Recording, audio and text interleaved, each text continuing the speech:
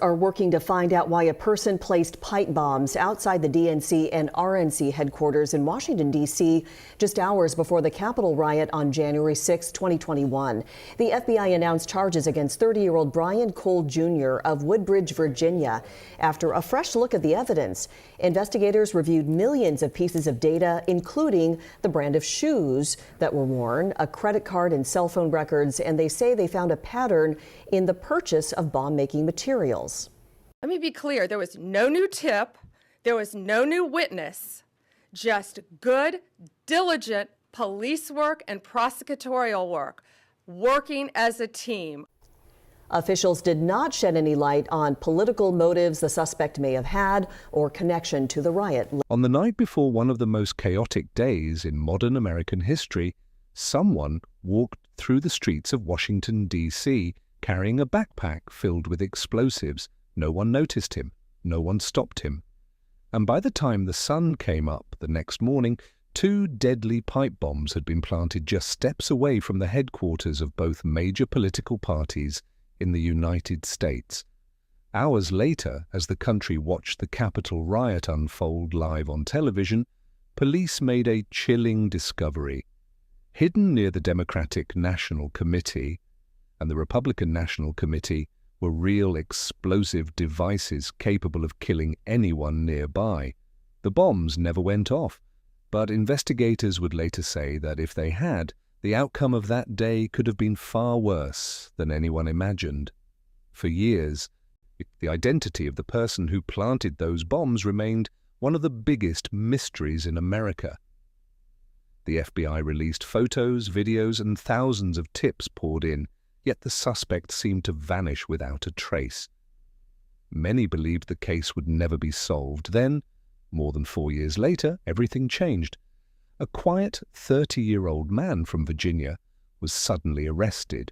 Prosecutors said they finally found the person responsible for one of the most disturbing acts connected to January 6th. But just when the case seemed clear, a shocking legal twist turned the entire investigation upside down. His lawyers now claimed that the charges against him should be erased because of the same pardons given to the Capitol rioters. If that argument succeeds, one of the most dangerous crimes linked to that day could disappear before a jury ever hears the evidence. And the question everyone is asking now is simple. Was this man a terrorist or someone who may never face trial at all? If you enjoy true crime stories that reveal the full truth behind real cases, make sure you subscribe to the channel, like this video, and stay with me until the end. Because this case only gets more disturbing the deeper you look into it. The investigation into the pipe bombs quickly became one of the most urgent and mysterious cases in the country. Within hours after the devices were found, federal agents, bomb technicians, and intelligence officers flooded Washington, D.C., trying to understand who could have planted explosives in the heart of the nation's capital without being seen. When the bombs had been placed near the headquarters of both the Democratic National Committee and the Republican National Committee, 2 of the most heavily monitored political locations in the United States. That alone made the crime terrifying. Whoever did this knew exactly where to go, exactly when to go, and exactly how to disappear. Security cameras from nearby buildings showed a person walking through the area the night before the riot. The individual wore dark clothing, gloves, and a face covering, making identification nearly impossible.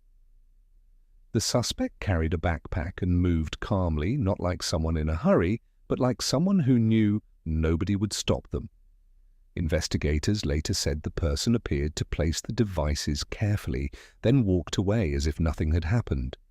The bombs themselves were not fake. They were real explosive devices, built using common materials but assembled in a way that could cause serious damage.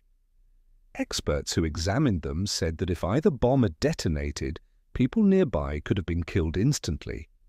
What made the situation even more disturbing was the timing. The devices were discovered on January 6th, only hours before thousands of protesters gathered at the Capitol. police suddenly realized that the entire city had been at risk without even knowing it. At first, investigators feared the bombs were part of a larger attack. Some believed the devices may have been placed to distract law enforcement, pulling officers away from the Capitol at the exact moment the crowd began to grow.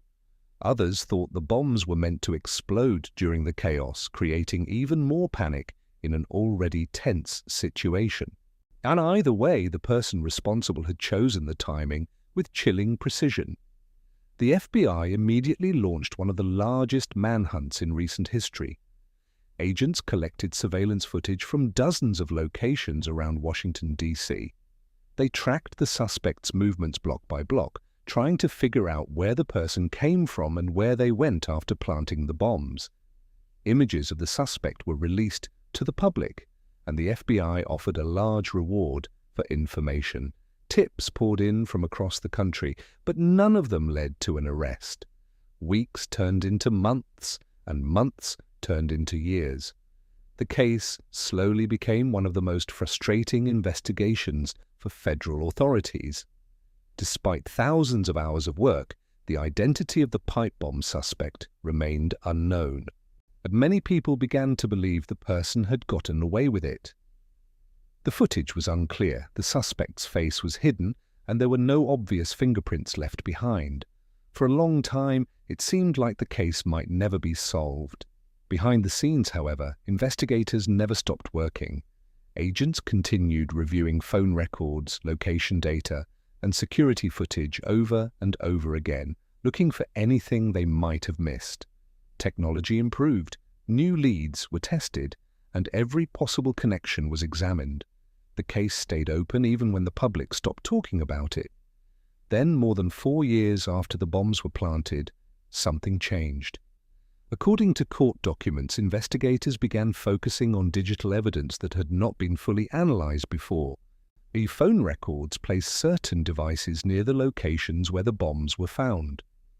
Data from cell towers showed that one particular phone had moved through Washington, D.C. on the night of January 5th in a way that caught investigators' attention.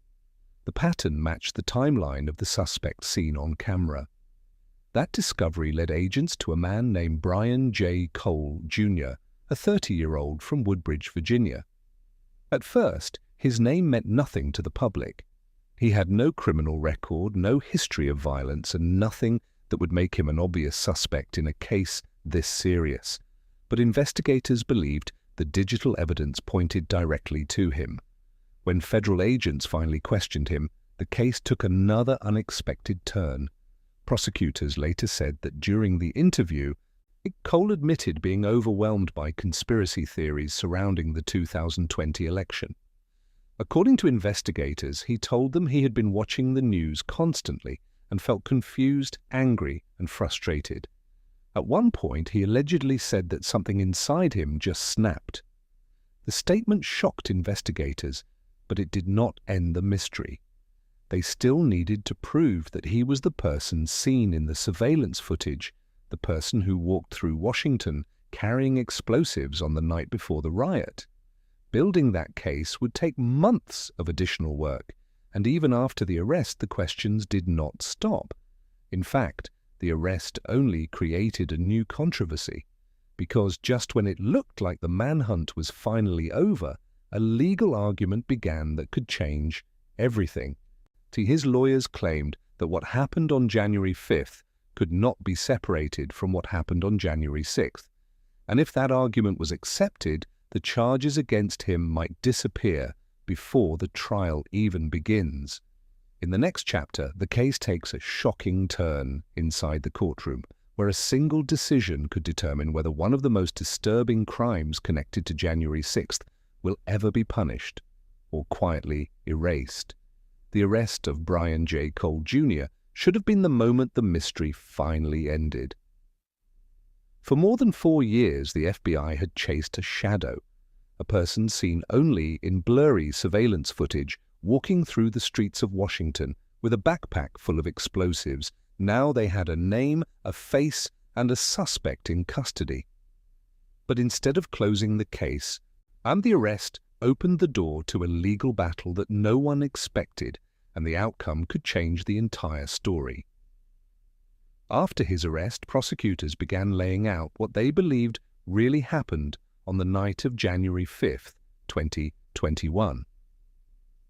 According to court documents, investigators used phone data, surveillance footage, and other digital evidence to place Cole in Washington, D.C.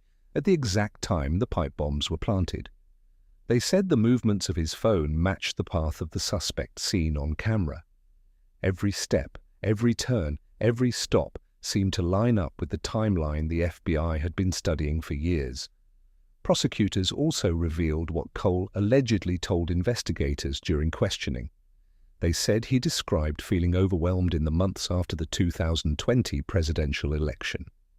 He had been watching news reports, reading conspiracy theories, and becoming more and more frustrated with what he believed was happening in the country.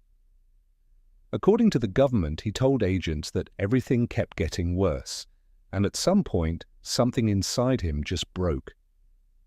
That statement became a key part of the case. Prosecutors argued that it showed motive. They believed the bombs were planted because of anger over the election and the political events that were about to take place on January 6th. The timing, they said, was not random. The devices were placed the night before Congress was scheduled to certify the election results, one of the most important political moments in the country. But the defense saw the same timeline in a completely different way. Instead of denying the connection to January 6th, Cole's attorneys leaned into it. In a surprising move, they argued that the events of January 5th and January 6th could not be separated. According to them, the government itself had described the pipe bomb incident as part of the same political situation that led to the Capitol riot. And if that was true, they said, then the case against their client should never go to trial at all. Their argument centered on something that had happened after the riot, something that changed the legal landscape for more than 1,000 people. When Donald Trump returned to the White House, he issued sweeping pardons for those charged in connection with the January 6th attack. More than 1,500 people had their cases dismissed, sentences reduced, or convictions erased. It was one of the largest acts of clemency in modern American history. Cole's attorneys now claim those pardons should apply to him too. In court filings, the defense said the alleged bombing was inextricably tied to the events of January 6th. They argued that the government itself had linked the timing of the bombs to the certification of the election and the political tension surrounding it. If prosecutors believed the bombs were placed because of what was about to happen at the Capitol, then the defense says the incident belongs in the same category as the riot itself, and if it belongs in the same category, the pardons should cover it. The request stunned many legal experts. The pipe bomb case was far more serious than most of the charges related to the riot. The devices were real explosives placed in crowded areas, near buildings that could have been filled with staff and security. If they had detonated, people could have been killed. Some prosecutors believe the bombs may have been intended to cause panic or distract law enforcement at a critical moment. Because of that, the Justice Department has pushed back against the defense's argument. In earlier filings, prosecutors said Cole himself told investigators that his actions were not directly connected to the riot. They also argued that planting explosives is a separate crime, one that cannot be erased simply because it happened near the same time as a political protest. The judge overseeing the case, U.S. District Judge Amir Ali, now faces a decision that could determine the future of the entire investigation. If the court agrees with the defense, the charges could be dismissed before a trial ever begins. And that would mean the man accused of planting bombs outside the headquarters of both major political parties might never have to face a jury. For the families of people who worked in those buildings, and for investigators who spent years trying to solve the case, the possibility is hard to believe. They spent thousands of hours tracking down clues, reviewing footage, and following leads, all to answer one question: who planted the bombs. Now the question has changed. Not who did it, but whether the person accused of doing it will ever be held responsible. And in the final chapter, the case takes its most disturbing turn yet, as new details about the suspect, his mental state, and the evidence against him raise even more questions about what really happened that night, and whether the full truth will ever be known. As the court prepares to decide whether the case will move forward or disappear entirely, more details about Brian J. Cole Jr. have begun to surface, and those details have only made the story more complicated. The man accused of planting pipe bombs outside the headquarters of both major political parties is not someone with a long criminal past, not someone known for violence, and not someone investigators had ever been watching before this case. According to his attorneys, he had no criminal record at all. He lived quietly in Woodbridge, Virginia, just outside Washington, D.C., and nothing in his history suggested he would ever be connected to one of the most serious investigations in the country. His lawyers say he has been diagnosed with autism and obsessive-compulsive disorder, the conditions they believe played a role in his behavior and the way he reacted to the events of the 2020 election. They argue that he became overwhelmed by information, conspiracy theories, and the non-stop political tension that filled the news at the time. According to court filings, prosecutors say Cole himself admitted that he spent hours watching coverage of the election and the protests that followed.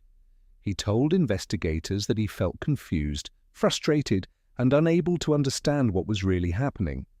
Then, according to the government, he said something that investigators would never forget. He told them that after watching everything unfold, after seeing the arguments, the accusations, and the anger spreading across the country, something inside him just snapped.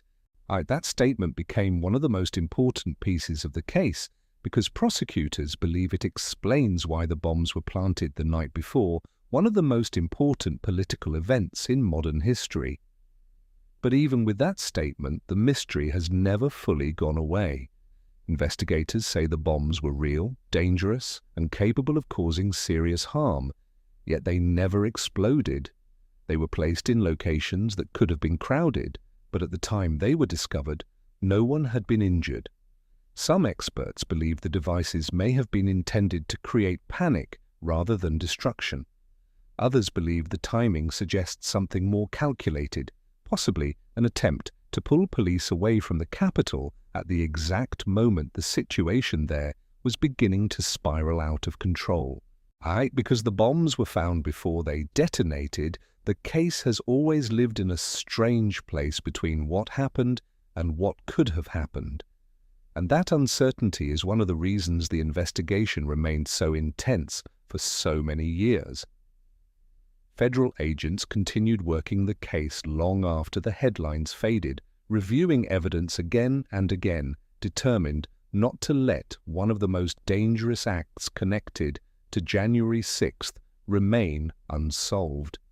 When the arrest finally came more than 4 years later, many people believed the story was over, but instead, the legal fight that followed has turned the case into something even more controversial than the crime itself. If the judge rules in favor of the defense, the charges could be thrown out before a jury ever hears the evidence. That would mean one of the most frightening acts linked to the events of January 6th might never be tested in court. Prosecutors insist the bombing was a separate crime, one that cannot be erased by any pardon. The defense says the timing, the motive, and the political context connect everything together, and that connection should protect their client from prosecution. Right now, the final decision has not been made. The trial date has not been set, and until the court rules, the case remains suspended between two possibilities, one where the suspect faces a full trial, and one where the entire case disappears after years of investigation. For many people, that uncertainty is the most disturbing part of the story. In not knowing whether justice will happen, not knowing whether the truth will ever be tested in court, and not knowing how close the country may have come to something far worse on the night those bombs were planted. Cases like this remind us how quickly history can change, how one decision, one moment, or one person can put thousands of lives at risk without anyone realizing it until it's almost too late. And even years later, the consequences are still unfolding. If you want more true crime stories that go deeper than the headlines and show the full truth behind real investigations, make sure you subscribe to the channel, like this video, and turn on notifications. Also tell me in the comments what you think about this case. Do you believe the charges should go to trial, or should the pardons apply? Your opinion matters. I read every comment. Stay here for the next story because the next case is even more shocking than this one.